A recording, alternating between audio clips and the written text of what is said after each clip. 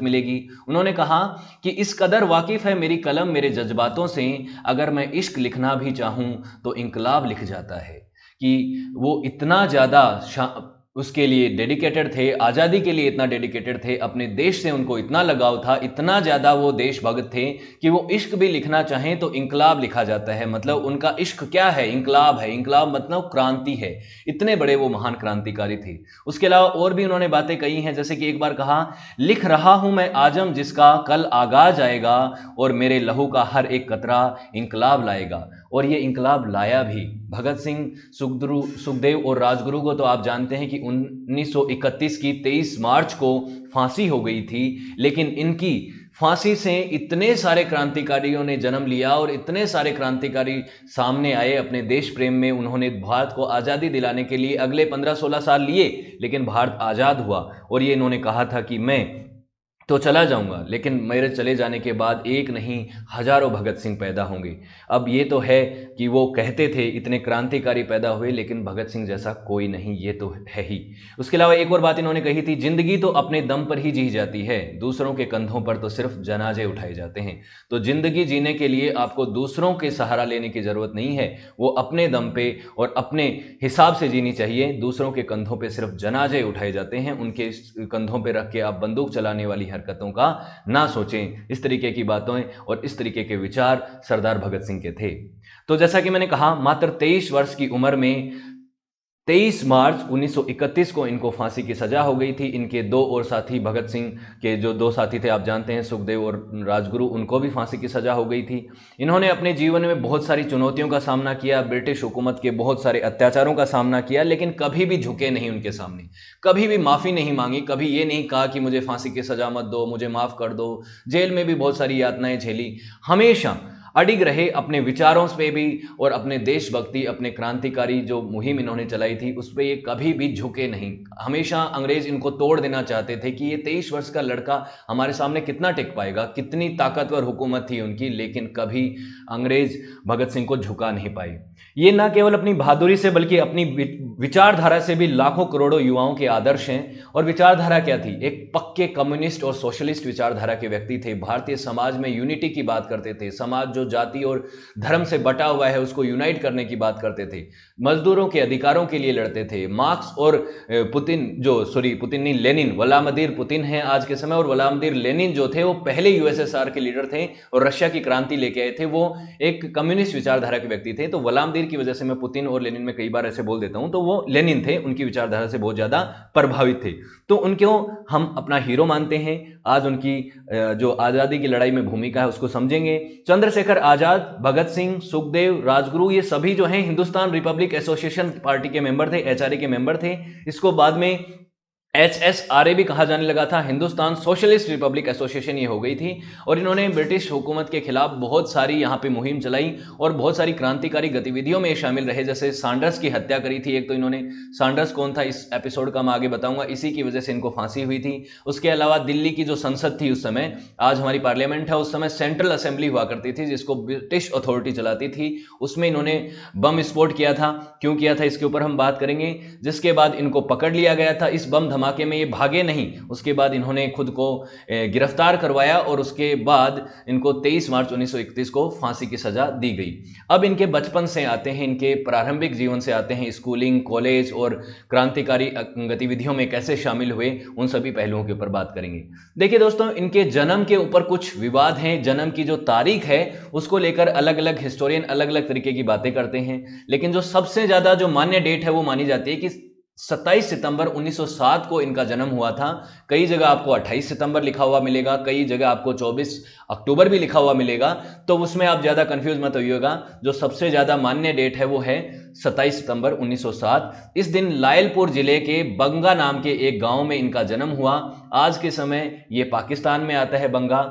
अब भारत और पाकिस्तान का बंटवारा तो 1947 में हुआ। उस समय भारत का हुआ करता था, ब्रिटिश इंडिया का हिस्सा हुआ करता था, जो कि ब्रिटेन के अंडर हुआ करता था। तो चाहे ये आज का समय ये जो क्षेत्र है वो पाकिस्तान में चला गया, लेकिन भगत सिंह जो हैं वो ब्रिटिश इंडिया के अंदर पैदा हुए व्यक्ति थे। तो भारत और पाकिस्तान के लोग इनको बंटवारे के तौर पे नहीं देखते, दोनों ही देशों के लिए हीरो हैं। दोनों देश जो आज स्वतंत्रता के रूप में अपनी सांसें ले रहे हैं, एक स्वतंत्र इन्वायरमेंट में अपनी सांसें ले रहे हैं, उनमें भगत सिंह का एक बहुत बड़ा रोल है। तो दोनों ही देशों के लिए बहुत बड़े हीरो हैं। इनका पैतृक गांव जो है वो खटकड़ कलां था, जहां से इनकी जो पैतृक फैमिली आया करती थी वो भारत के पंजाब में आता है।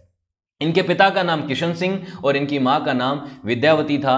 किशन सिंह पेशे से एक किसान थे और ये आर्य समाज को फॉलो करते थे, आर्य समाजी थे। आर्य समाज वही आर्य समाज जिसको महर्षि दयानंद सरस्वती जी ने शुरू किया था और उसी से ये काफ़ी प्रभावित हुए थे। भगत करतार सिंह, सारभा, लाला लाजपत राय जैसे क्रांतिकारियों और जैसे स्वतंत्रता सेनानियों से ये बहुत ज़्यादा प्रभावित थे। आप जानते हैं कि लाला लाजपत राय जो हैं ये गरम दल के नेता थे, लाल बाल पाल, इनकी विचारधारा से बहुत ज़्यादा प्रभावित थे भगत सिंह अपने बचपन से ही। इनके खुद के चाचा अजीत सिंह जी जो थे वो खुद एक बहुत बड़े स्वतंत्रता सेनानी थे। उन्होंने भारतीय देशभक्ति एसोसिएशन की भी शुरुआत की थी। अजीत सिंह के खिलाफ लगभग ब्रिटिश हुकूमत ने 22 केस चला रखे थे क्रांतिकारी गतिविधियों में शामिल होने की वजह से, जिससे बचने के लिए अजीत सिंह को ईरान जाना पड़ा था। उसके बाद भगत सिंह को किसी सरकारी ऐसी स्कूल में नहीं भेजा गया जहां पे ब्रिटिश अथॉरिटी का जो रूल है उसके हिसाब से एजुकेशन दी जाती है, बल्कि इनको दयानंद सरस्वती के द्वारा जो एंग्लो वैदिक हाई स्कूल चलाई जाती थी उसमें लाहौर में इनको एडमिशन दिलाया गया। दयानंद सरस्वती की जो एंग्लो वैदिक हाई स्कूल थी लाहौर वाली, वो बहुत मशहूर थी, वहां से बहुत सारे क्रांतिकारी निकले हैं। और इसी दयानंद सरस्वती की एंग्लो वैदिक स्कूल में पढ़े जहां पे इनको वेदों की एजुकेशन भी दी जाती थी, समाज के बारे में भी पढ़ाया जाता था, ब्रिटिश हुकूमत के अत्याचारों के बारे में भी अवेयर किया जाता था। उसके बाद इन्होंने लाहौर के नेशनल कॉलेज में बीए की पढ़ाई शुरुआत की, जिसको ये पूरा नहीं कर पाए और इन्होंने नेशनल मूवमेंट में शामिल होने के लिए बीए की पढ़ाई को बीच में ही छोड़ दिया था। इसी बीए की पढ़ाई के दौरान इनकी मुलाकात सुखदेव थापर से हुई, भगवती चरण जी से हुई और भी बहुत सारे जो क्रांतिकारी थे वहां से इनसे मिले। यही सुखदेव इनके आगे चल के साथी बने, मौत के भी साथी बने, साथ में इनके साथ इन्होंने बलिदान दिया है। तो ये सुखदेव थापर यही मिले थे। कॉलेज के दिनों में अगर बात करें तो ये नाटक कला में बहुत पार्टिसिपेट किया करते थे, बहुत ही लाइवली पर्सन थे भगत सिंह। ऐसे नहीं कि सिर्फ क्रांतिकारी की जिस तरीके की विचारधारा हमें रिजिड विचारधारा दिखाई जाती है, क्योंकि देखिए दोस्तों भगत सिंह के बारे में हमें हमारी किताबों में बहुत ज़्यादा नहीं पढ़ाया जाता। स्कूलों की किताबों में ये हमारा दुर्भाग्य है कि भगत सिंह को सिर्फ इतना दिखा दिया जाता है कि उन्होंने सांडर्स की हत्या करी, पार्लियामेंट में बम धमाका किया और उसके बाद उनको फांसी दे दी गई, एक क्रांतिकारी थे, वीर थे। नहीं, वीर तो थे ही, क्रांतिकारी तो थे ही, लेकिन एक बहुत ही चंचल और बहुत ही ज़्यादा ऐसे जीवंत व्यक्ति थे जो नाटक कला में देशभक्ति से परिपूर्ण स्क्रिप्ट लिखा करते थे, अपने दोस्तों के साथ बहुत चिल किया करते थे, नौजवानों को देशभक्ति की तरफ आकर्षित करने के लिए बहुत सारे नाटक और बहुत सारी ऐसी एक्टिविटी करते थे जिससे लोग इनसे जुड़े। युवाओं के उसी समय के बहुत बड़े हीरो थे ये। बहुत इनके बारे में बातें अगर आप जाके पढ़ेंगे इनकी किताबों में तो इनके विचारों का आपका पता चलेगा। वाई आई एम एथेस्ट, बहुत सारी ऐसी किताबें लिखी हैं। जेल के दौरान इन्होंने बहुत सारे लेटर लिखे अपनी फैमिली को, अपने जान पहचान के लोगों को, गांधी जी को लेटर लिखा, अलग अलग कांग्रेस के लीडर्स को इन्होंने लेटर लिखा। बहुत ज़्यादा अच्छे व्यक्ति थे, बहुत ही महान व्यक्ति थे। इसीलिए तो कहता हूँ कि इनको एक वीडियो में पढ़ना नामुमकिन है। इसीलिए इनके ऊपर हम और भी वीडियोज़ लेके आएंगे, इनकी किताबें और इनके लेटर्स को लेकर, डॉक्यूमेंट्स को लेकर। तो अंग्रेजों को ये नीचा दिखाने के लिए बहुत सारे नाटक किया करते थे, नाटक स्क्रिप्ट लिखा करते थे, देशभक्ति से परिपूर्ण वो स्क्रिप्ट हुआ करती थी। बहुत ही मस्त मौला इंसान थे।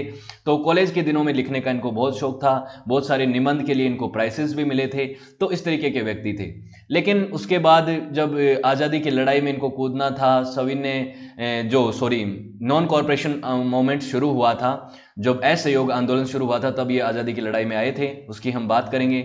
इसी दौरान इनके घर वाले चाहते थे कि भगत सिंह शादी कर लें, सेटल डाउन हो जाएं, लेकिन इनको शादी नहीं करनी थी। शादी ऐसा नहीं है कि एक लड़की से शादी कर लेंगे तो वो इनकी लाइफ में कुछ खराब कर देगी, बिगड़ जाएगा, ऐसा नहीं था। लेकिन इनका मानना था कि देखिए, इनको पता था कि इनकी लाइफ का कोई ठिकाना नहीं है, इनको तो आज़ादी में कूदना था और क्रांतिकारी बनना था, और वैसा वाला क्रांतिकारी नहीं जो कि बैठ के अहिंसा का आंदोलन चलाए और कहे कि हम उनका विरोध करेंगे, शांतिपूर्ण असहयोग आंदोलन जैसी चीज़ें करेंगे। ऐसी तो इनकी विचारधारा बचपन से नहीं थी। हालांकि बाद में कुछ समय के लिए ऐसा किया भी है, लेकिन ये ऐसा नहीं चाहते थे कि इनकी मृत्यु के बाद इनकी जो वाइफ है वो विधवा हो जाए और फैमिली वाला जो इनको, ये एक गृहस्थी में नहीं डूबना चाहते थे, एक क्रांतिकारी थे। और इन्होंने कहा था अगर आजादी से पहले मैं शादी करूं तो मेरी दुल्हन मौत होगी, ये बात इन्होंने कही थी। तो इनको शादी जैसी चीजों में, गृहस्थी में कोई इंटरेस्ट नहीं था, बस इनका मकसद था तो देश को आजाद कराना।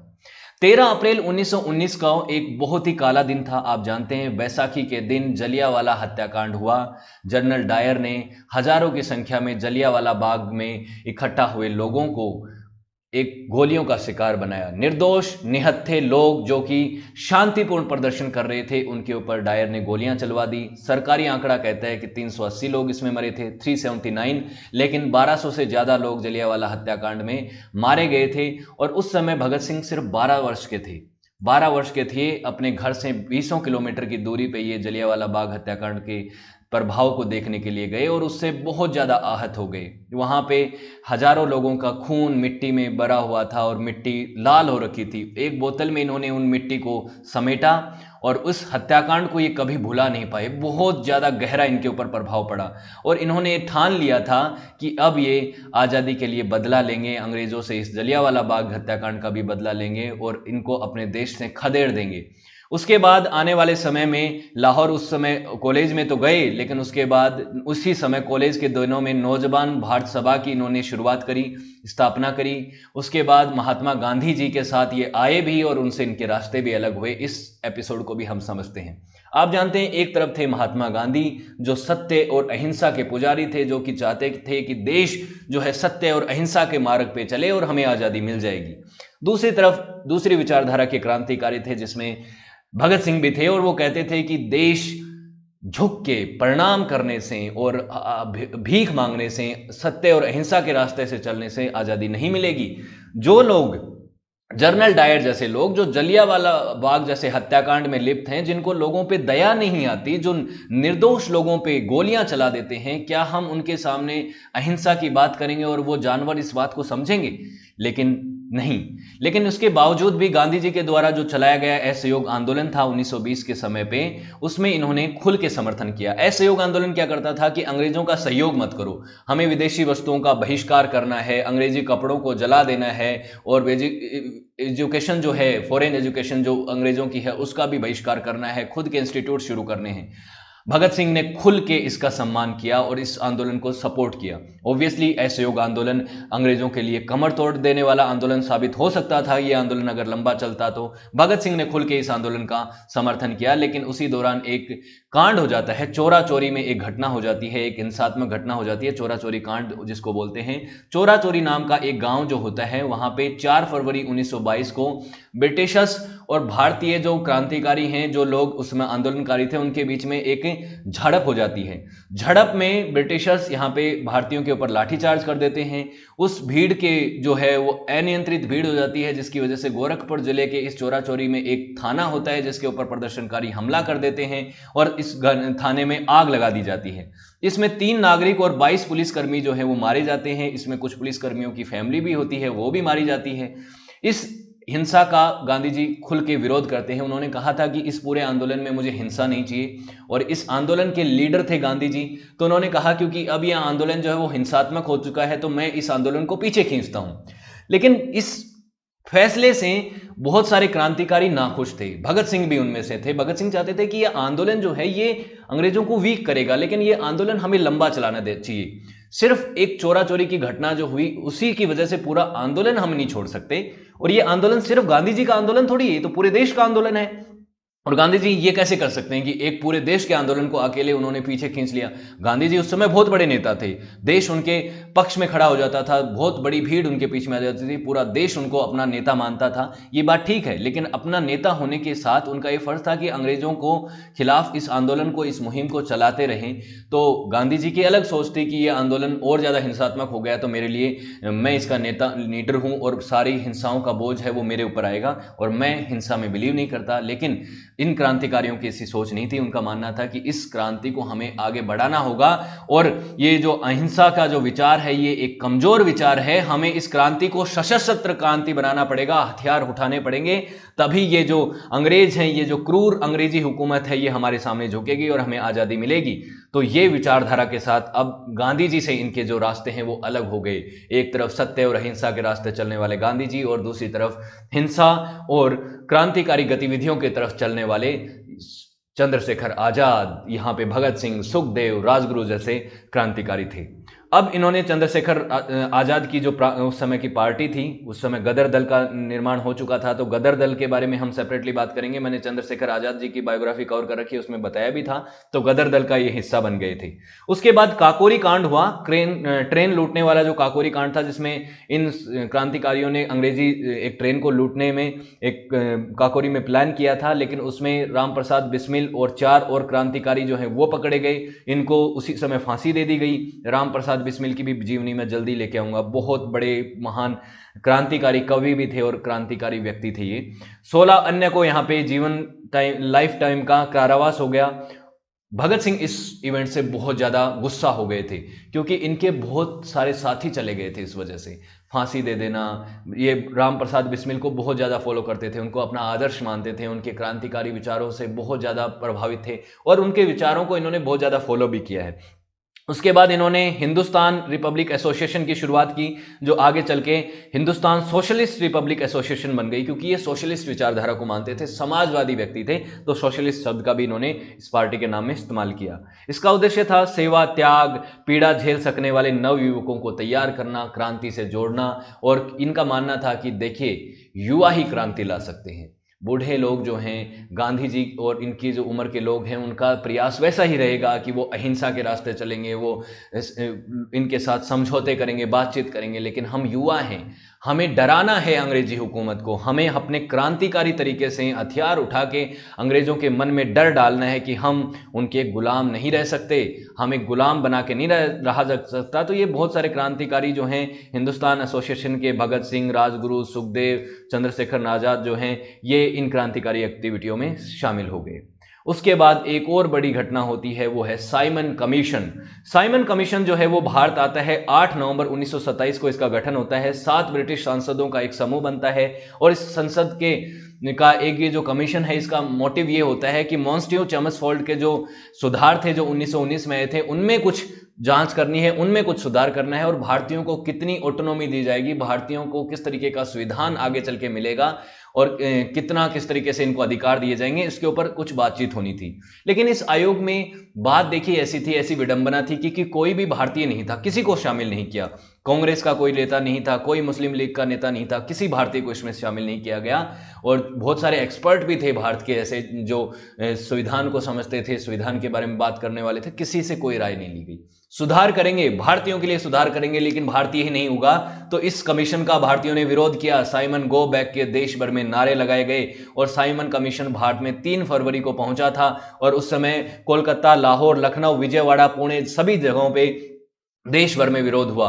1927 की कांग्रेस अधिवेशन में यहां पे साइमन कमीशन के विरोध का, बहिष्कार का फैसला लिया गया। गांधी, नेहरू, गरम दल, नरम दल, मुस्लिम लीग, सभी लोगों ने यहां पे मिलके एकजुट होने की बात करी कि हम इसका बदला लेंगे, हम इसका विरोध करेंगे, साइमन कमीशन को लागू नहीं होने देंगे। पंडित जवाहरलाल नेहरू, गोविंद बल्लभ पंत इस साइमन कमीशन के विरोध में नारे लगाते हुए लखनऊ में लाठीचार्ज में अपंग हो गए थे। गौरव वल्लभ पंत, जवाहरलाल नेहरू भी घायल हो गए थे। लेकिन उसी दौरान एक महान स्वतंत्रता सेनानी की मौत भी हुई, डेथ भी हुई, लाला लाजपत राय। 30 अक्टूबर 1928 को लाला लाजपत राय ने साइमन कमीशन का विरोध करते हुए एक नारेबाजी चलती जा रही थी लाहौर में, और ये शांतिपूर्ण तरीके से प्रोटेस्ट चल रहा था। लेकिन यहां पे पुलिस ने लाठीचार्ज किया। जो पुलिस सुप्रीडेंट स्कॉट था, उसने यहां पे एक क्रूर लाठीचार्ज का ऑर्डर दिया। इसी दौरान लाला लाजपत राय को छातियों पे बहुत ही 20 लाठियां निर्ममता से बरसाई गई इनके ऊपर। उसके बाद लाला लाजपत राय को हॉस्पिटल भर्ती किया गया। उसके बाद उनकी डेथ हो गई। और उन्होंने कहा था, जब उनके ऊपर लाठियां चली थी तो कहा था, आज मेरे ऊपर बरसी हर एक लाठी की चोट अंग्रेजी हुकूमत के लिए ताबूत का कील साबित होगी। और ये हुआ भी। अंग्रेजी हुकूमत के लिए लाला लाजपत राय की जो हत्या है वो बहुत बड़ा एक सरदर्द बन चुकी थी और कि उसके बाद इन क्रांतिकारियों ने लाला लाजपत राय की हत्या का बदला लेने की भी साजिश करी। उसके लिए इन्होंने एक पूरी मुहिम चलाई। इतने इंपॉर्टेंट नेता थे लाला लाजपत राय, कोई सामान्य व्यक्ति नहीं थे। उसके बाद इनका प्रतिशोध लेने के लिए अंग्रेजी हुकूमत जेम्स स्कॉट का जो नेता ये अधिकारी था, उस समय पुलिस सुप्रीडेंट था, इसको मारने की प्लानिंग करी। भगत सिंह, राजगुरु, सुखदेव, चंद्रशेखर आजाद, ये सभी व्यक्ति इस योजना में शामिल थे। इसमें यह तय किया गया था कि भगत सिंह और राजगुरु जो हैं वो दोनों गोली चलाएंगे। जब स्काउट निकलेगा उसका एक पूरा टाइम टेबल बनाया गया कि स्काउट इस समय 4:15 बजे बाहर निकलता है अर्ली मॉर्निंग, तो उस समय भगत सिंह और राजगुरु तो इसके ऊपर फायरिंग करेंगे। उसके बाद इनको बैकअप देंगे, कवर अप करेंगे सुखदेव और चंद्रशेखर आजाद, और इनको रिपोर्टिंग करेंगे। तो ये काम इनको करना था। लेकिन इसी दौरान इनसे एक छोटी सी चूक हो गई। चूक तो क्या माने, इसी जेम्स स्काउट जो है इसका असिस्टेंट हुआ करता था सैंडर्स, वो भी इस पूरी घटना का उतना ही बड़ा जिम्मेदार था। स्काउट का जूनियर ही तो था, वो जस्ट जूनियर था, ये सुप्रीडेंट था, वो असिस्टेंट सुप्रीडेंट था। तो 4:15 बजे 17 दिसंबर 1928 के दिन पुलिस सुप्रीडेंट स्काउट को बाहर आना था उस समय, लेकिन उस समय कौन आया, सैंडर्स आया। सैंडर्स की मौत उस समय लिखी हुई थी और वो आया। आते ही भगत सिंह और सुखदेव ने देखा, राजगुरु ने देखा कि वहां पे स्काउट आ रहा है, तो उनको लगा स्काउट आ रहा है, वो सैंडर्स आ रहा था। आते ही भगत सिंह यहाँ पे सबसे पहले राजगुरु ने एक गोली चलाई, उसके बाद भगत सिंह ने 3-4 गोलियां इसके ऊपर दागी। यहाँ पे सुप्रीडेंट, ये जो असिस्टेंट सुप्रीडेंट सैंडर्स था, इसकी हत्या हो गई, ये मर गया यहीं पे ऑन द स्पॉट। उसके बाद ये भाग गए यहाँ से और उसके बाद इनको भेष बदल के जाना पड़ा। कोलकाता चला गया, कोई अलग अलग जगह चला गया। भगत सिंह भी भेष बदलने में माहिर थे, लेकिन उनको पकड़ा जाना था इसलिए वो पकड़े गए। लेकिन चंद्रशेखर आजाद तो बहुत ही ज्यादा माहिर थे भेष बदलने में, वो अंग्रेजों के हाथे कभी जीते जी आए नहीं। उसी मार्च महीने में जब इनकी मृत्यु हुई थी, उससे कुछ 1 महीने पहले की बात है, 27 फरवरी शायद था। उसी दिन 27 फरवरी 1931 के दिन ही चंद्रशेखर आजाद को भी एक, जो चंद्रशेखर बाग है आज के समय, उसमें एक शूट आउट हुआ था। उसमें चंद्रशेखर आजाद ने खुद को गोली मार ली थी, लेकिन वो अंग्रेजों के कभी हाथ नहीं आए। उसके बाद इन्होंने क्या किया था, असेंबली हॉल में बम ब्लास्ट करने की प्लानिंग करी। ये क्यों किया, देखिए दोस्तों, मजदूरों के पक्ष में हमेशा एक सोशलिस्ट रिफॉर्म्स के तौर पे इनकी पूरी पार्टी खड़ी रहती थी, भगत सिंह खड़े रहते थे। तो मजदूर विरोधी कानून बार बार बनते रहते थे और इंडियंस का बहुत ज़्यादा एक्सप्लॉयटेशन करते थे। अत्याचारी कानून ला के ब्रिटिश संसद में बहुत सारे ऐसे कानून पारित होते रहते थे। तो इन्होंने सोचा कि ब्रिटिशर्स को हमें इसके लिए चेताना होगा, ऐसे कानून बार बार नहीं आएंगे। तो इन्होंने कहा था, वैसे तो ये जो कोट है ये एक फ्रेंच रिवॉल्यूशनरी का है, ये कहा था कि जो बहरे जो होते हैं उनको सुनाने के लिए धमाके की जरूरत होती है। तो भगत सिंह ने इसको कोट करते हुए कहा था कि अंग्रेज बहरे हो चुके हैं, उनको ऊंचा सुनाई देता है और उनको सुनाने के लिए हमें एक धमाका करना है। और ये धमाका कहाँ करेंगे हम, ये करेंगे हम पार्लियामेंट की, उस समय की सेंट्रल असेंबली में करेंगे। इनका मकसद ये नहीं था कि उनके ब्रिटिश जो सांसद हैं, उनके जो अधिकारी हैं, उनको मारना है, इस बम धमाके में हमें किसी को आहत करना है, फिजिकली डैमेज करना है, ऐसा बिल्कुल मकसद नहीं था। इन्होंने प्लान किया कि हम असेंबली में बम धमाका करेंगे, लेकिन जो बम धमाका होगा वो खाली जगह पे हम बम फेंकेंगे, जिससे ब्रिटिशर्स डर जाएं कि हमारी असेंबली तक क्रांतिकारी पहुंच चुके हैं। उसके बाद हम भागेंगे नहीं, हम कायर नहीं हैं कि हम भागें, हम यहां पे जाके इसमें खुद को पूरी तरीके से अरेस्ट करवाएंगे कि हमें ब्रिटिशर्स प्रोटेस्ट में, इस हमले के दौरान, आज़ाद के इस क्रांतिकारी मुहिम के दौरान हमें पकड़ लें। तो पहले अलग अलग लोगों की इसमें चुनाव था कि कौन जाएगा। भगत सिंह को चंद्रशेखर आजाद भेजना नहीं चाहते थे इस मिशन पे, बटुकेश्वर दत्त क्या हो चुका था, सुखदेव को भेजना था और अलग अलग लोगों की बातचीत चल रही थी। लेकिन भगत सिंह को बाद में भगत सिंह ने कहा कि मैं जाऊंगा और इस असेंबली में बम धमाका होगा उसमें मैं जाऊंगा। और चंद्रशेखर आजाद ने कहा कि भगत आप मत जाओ, आपकी मुझे बाहर जरूरत है, आप अरेस्ट हो गए तो इस क्रांतिकारी मुहिम में मैं अकेला पड़ जाऊंगा और आपकी बात सुनते हैं। तो भगत सिंह ने कहा कि देखिए मैं अच्छा वक्ता हूं, अच्छा बोल सकता हूं, तो जेल से मैं लोगों को इंस्पायर करूंगा, बात करूंगा और लोग भगत सिंह को और ज़्यादा जानेंगे कि भगत सिंह नाम का कोई लड़का 23 वर्ष की उम्र में, 20-21 साल की उम्र में जो है जेल चला गया और उसने पार्लियामेंट को अटैक कर दिया। और उसके बाद उस समय क्या होता था, जो भी न्यूज़ आउटलेट्स आते थे, जो भी पत्रिकाएं आती थी, उसमें जेल में जो भी उस समय केस चलता था, भगत सिंह बटुकेश्वर दत्त पे जो केस चलने वाला था, उसमें जो भी भगत सिंह बोलेंगे अपने डिफेंस में, वो सारा अखबार में आएगा और वो अखबार पूरे देश में बटेगा, उससे क्या होगा, लोग इंस्पायर होंगे और बहुत सारे भगत सिंह ज्वाला उनके अंदर उत्पन्न होगी, देश प्रेम के लिए वो लोग आएंगे, क्रांतिकारी बनेंगे। तो भगत सिंह का होना बहुत इंपॉर्टेंट था इसमें। तो उसके बाद इन्होंने अपने साथी बटुकेश्वर दत्त के साथ यहाँ पे जाके दिसंबर 1931 में असेंबली हॉल में बम फेंका, खाली जगह पे फेंका। उसके बाद इंकलाब जिंदाबाद के नारे लगाए, साम्राज्यवाद मुर्दाबाद, कैपिटलिज्म के मुर्दाबाद के नारे लगाए, क्योंकि ये खुद एक कौन थे, समाजवादी थे। उसके बाद इन्होंने काफी सारे पर्चे हवा में उछाले जिसमें इनमें नारे लिखे हुए थे। पुलिस ने इन दोनों को गिरफ्तार कर लिया और इन्होंने आराम से पुलिस को गिरफ्तार करने दिया, भागे थोड़ी, कायर थोड़ी थे, बहादुर व्यक्ति थे। उसके बाद 2 साल तक ये जेल में रहे और जेल के दिनों में इनको बहुत ज्यादा यातनाओं का सामना करना पड़ा। लेकिन जेल के दिनों में इन्होंने बहुत सारे लेख लिखे, बहुत सारे क्रांतिकारी विचारों में इन्होंने किताबें लिखी और इन्होंने अध्ययन करते रहे। समाजवादी बड़े बड़े लीडर्स की जो किताबें हैं उनको पढ़ते रहे, कार्ल मार्क्स, लेनिन जैसे विचारकों की किताबों को पढ़ते रहे और उन्होंने अपने सगे संबंधियों को जो भी लेटर लिखे वो इनके विचारों को रिप्रेजेंट करते हैं। इनके डॉक्यूमेंट्स के बारे में किसी दिन हम बात करेंगे। इन्होंने एक बहुत फेमस किताब लिखी थी, व्हाई आई एम एथिस्ट, मैं नास्तिक क्यों हूं। ये किताब 1930 में इन्होंने लिखी थी। इसके ऊपर हम बात करेंगे किसी दिन, इसको ही रिव्यू करेंगे कि क्या क्या बातें इन्होंने लिखी हैं इसमें। अपने पिता को लेटर लिखते थे, उसमें भी क्रांतिकारी बातें करते थे, जिक्र करते थे, बहुत ही एक अच्छे बेटे भी थे। ऐसी बात नहीं है कि आप सोचें कि 23 वर्ष में इनके घर वालों को एक बार के लिए लगा था कि समाज के प्रति उतना, अपने घर के लिए इनकी जिम्मेदारियां कम हो गई हैं, देश के प्रति न्यौछावर हो रहे हैं। लेकिन देश को इस समय इनकी जरूरत थी और इन्होंने उसकी जिम्मेदारी को बखूबी निभाया है। जेल के दिनों में इनको बहुत ज़्यादा शोषण का, अत्याचारों का सामना करना पड़ा। मजदूरों को शोषण करने के दौरान जो भी चीज़ें होती हैं, उन्होंने कहा था कि मजदूर का शोषण करने वाला चाहे भारतीय हो चाहे विदेशी हो, वो हमारे लिए एक शत्रु है। ऐसा नहीं है कि भारतीय व्यक्ति हैं और भारतीय मिल चला रहे हैं, फैक्ट्री चला रहे हैं, भारतीय मजदूरों का शोषण कर रहे हैं, वो देश का भला कर रहा है, वो व्यक्ति भी उतना ही बुरा है, उतना ही बड़ा शत्रु है जैसा कि ये ब्रिटिशर्स है।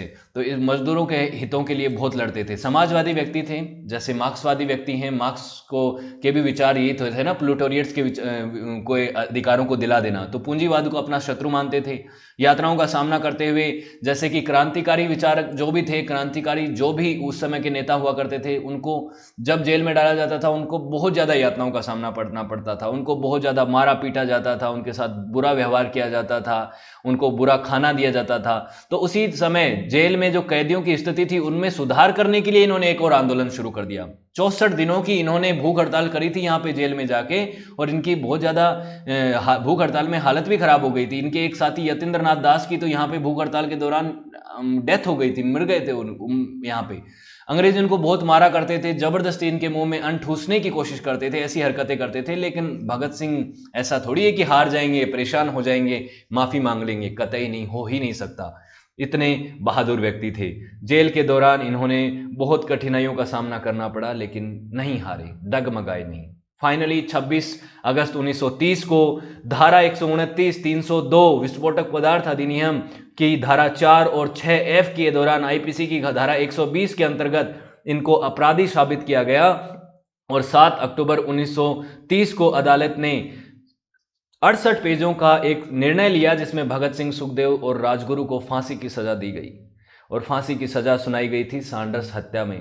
उसके अलावा भी और हत्याएं, विस्फोटक पदार्थ रखना, उसके अलावा पार्लियामेंट में जो अटैक करना है वो।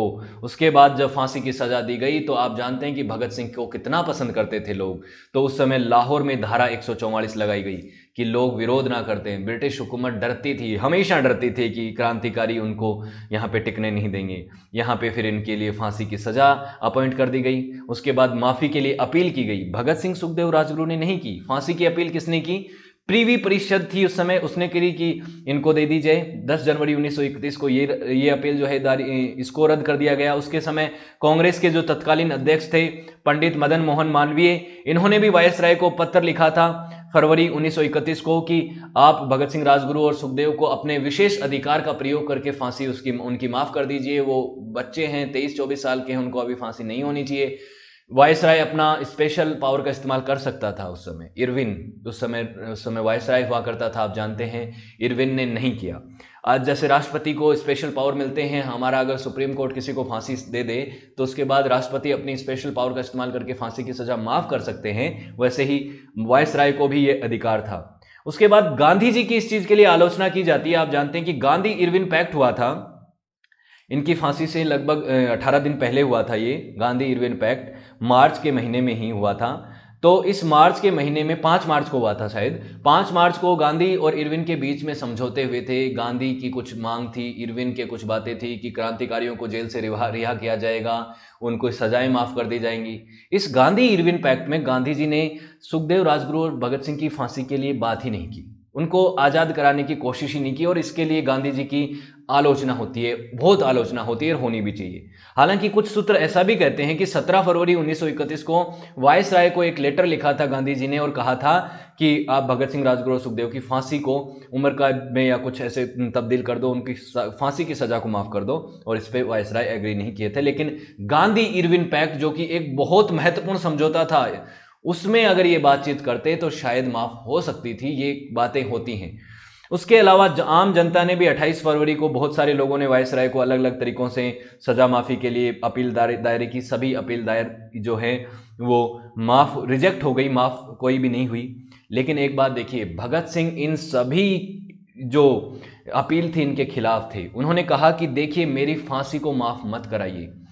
वो एक चाहते थे कि उनको फांसी हो, वो ब्रिटिश हुकूमत के सामने झुक के माफी जैसी अपील नहीं करना चाहते थे। वो चाहते थे कि एक ऐसा एग्जाम्पल सेट हो। और देखिए भगत सिंह, राजगुरु, सुखदेव इतने बड़े क्रांतिकारी बन चुके थे और अब वो मौत ही उनको और ऊपर लेके जा सकती थी, उनसे ऊपर कुछ नहीं बचा था।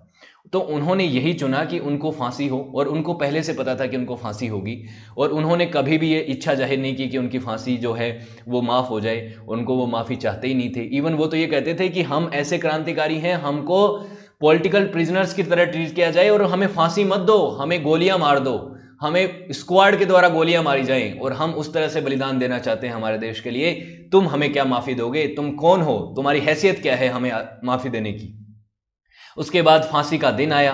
फांसी के दिन की भी बात करूंगा मैं। फांसी का दिन वैसे 24 तारीख तय हुआ था, लेकिन वो 24 की बजाय 23 तारीख को फांसी दी गई। 24 मार्च का तय हुआ था, लेकिन 24 मार्च को फांसी होगी इस चीज़ से अंग्रेज बहुत डर गए थे। उनको लग रहा था कि 24 तारीख को जब फांसी होगी तो लोग बाहर बहुत ज़्यादा प्रोटेस्ट कर देंगे और माहौल ख़राब हो जाएगा।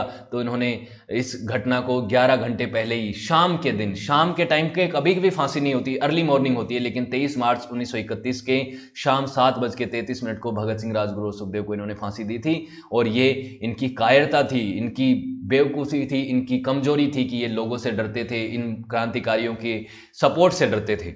आखिरी इच्छा पूछी गई भगत सिंह, राजगुरु, सुखदेव से। एक तो इन्होंने कहा था फांसी मत दो, हमें गोलियां मार दो, वो इच्छा पूरी नहीं की गई। लेनिन की किताब पढ़ रहे थे अपने अंतिम समय पे, उनसे पूछा गया कि आखिरी इच्छा क्या है, क्या खाना चाहोगे, क्या पहनना चाहोगे? नहीं, कुछ भी नहीं। उन्होंने कहा कि मैं लेनिन की, व्लादिमीर लेनिन जो रशियन क्रांति के लीडर थे, पहले यूएसएसआर के लीडर थे, उनकी ये जीवनी पढ़ रहे थे और कहा कि मैं इस किताब को पूरा करना चाहता हूँ, इतना मुझे समय दिया जाए। उसके बाद ये किताब इन्होंने पढ़ी और उसने कहा कि जब फांसी का वक्त आया तब कहो कि हम एक दूसरे से मिलना चाहते हैं। क्रांतिकारी तीनों दोस्त आपस में मिले, गले मिले और उसके बाद ये बोले कि चलो ठीक है चलो।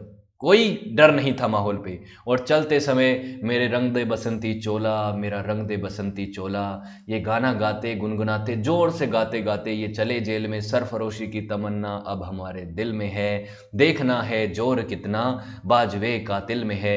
जो राम प्रसाद बिस्मिल की जो ये क्रांतिकारी कविता है, इसको भी इन्होंने गाया और फिर ये यहाँ पे चले गए।